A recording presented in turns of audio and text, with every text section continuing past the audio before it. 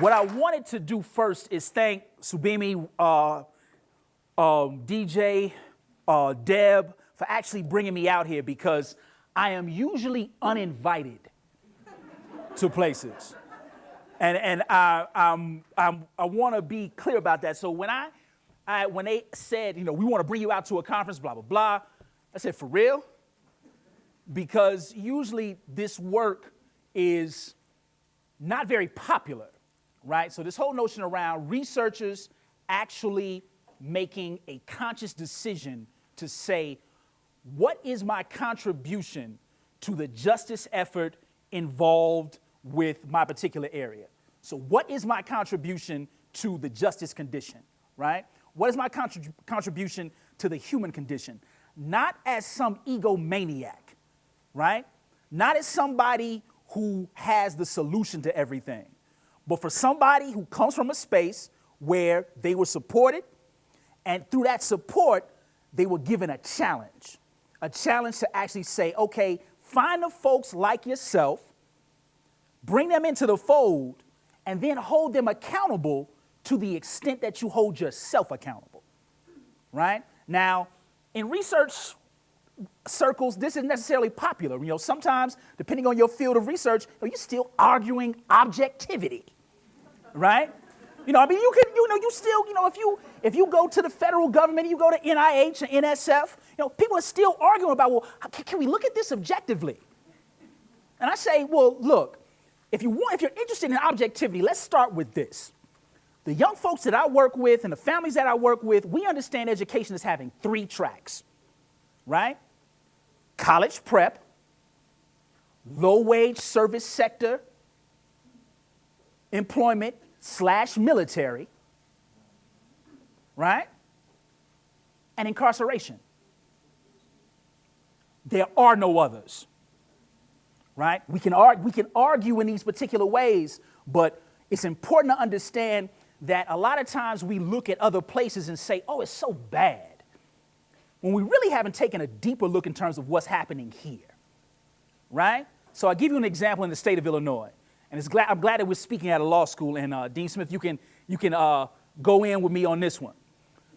In the state of Illinois, if I'm a young person, and if I'm caught with over 8 grams of heroin on my person, I am not charged with possession with intent to distribute. Under prosecutorial discretion, I can be charged with something else, a much more heinous crime, not just a Class C or Class X felony. I can be charged with attempted murder. In the state of Illinois, I can be tried as an adult at 15. Right? So if I'm thinking about this, and I'm saying to myself, if I'm in education, am I contributing to this? Or am I standing in opposition to it? Right? No middle ground, no tone. We can't play Obama here. Right? And this whole thing around, now that the president, the Chicagoans, we got a real thing about that too, right? Everybody across the country thinks that because the president used to live on 51st Street, we now free. I mean, not only is that naive, it's dangerous. And I think when we look at education and we look at the nexus between education, policy, legal issues, it becomes important to look deeper at these things that affect us, right? So if we're talking about no child left behind, the question that I'm asking is, who's the affected, right? If the argument of no child left behind is, if a school isn't performing at 3 years at AYP, then a family has the choice to put their child in another district. Now, there's a case in Ohio right now where they gave a mom 3 years for putting her young folks in another school because her district was underperforming. And what did they charge her with? Felony fraud of address.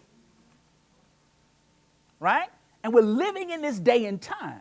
And this whole thing around everything being rosy, and the thing is, in education, we have a syndrome around this, right? Everything in education, everybody wants to be nice, right? Everybody wants to be nice. It's always this nice stuff. Oh, we just want to say happy place, happy shiny people, foods, festival, and funds. No, right? We got to get away from that. Because if our young people are old enough to experience marginalization, criminalization, they're old enough to be engaged with the truth, right? And who did I get that from? I got that from a 5th grade teacher named Lawrence Tan, right? Who teaches in Los Angeles. But this whole notion around looking at these policies, race to the top. Now, we talk about the equalizing power of education, but the way in which you get money as a state is this race, right? This race to the top, this race for funding around posing competition. Where are we running to, right? We talk about competition with the BRIC nations, right? Brazil, Russia, India, China, right? And then all this push around STEM education, right? Science, technology, engineering, and mathematics. And one love to the folks who are scientists, engineers, or what have you, but at the same time, when it becomes this dogmatic policy, again, I'm always asking the question, who is excluded? And many times when we look at who is excluded, we get the same equation. Students of color, from families classified as low income / working class, right? Still the majority of people of color in the United States, right? And we talk about the progresses, but again, I want to challenge us a little bit around this notion of progress. Progress in the United States is 1, ahistorical, and 2, individualized, right? So you got everybody, it's funny, like all the schools in Chicago got pictures of Barack and Michelle, right?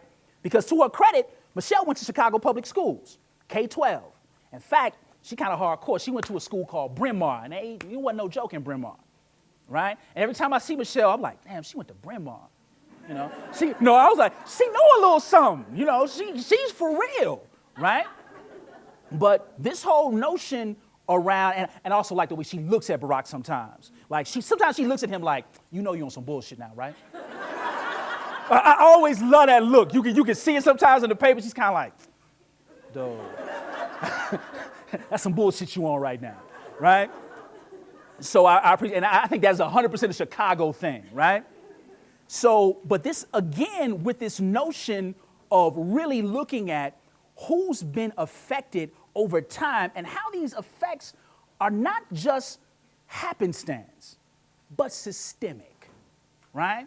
So when we look at education in big cities, and we're not too far from Denver, and we're not too far from LA, Tucson, Houston, Dallas, Florida, particularly the cities of Miami, Fort Lauderdale, New York City. And in Chicago, one of the things that we have to pay attention to is the relationship between housing and education. And I'll make this process very simple. The Realtors Association of America came out with a report, and they said the #1 determinant of a family buying a home is what?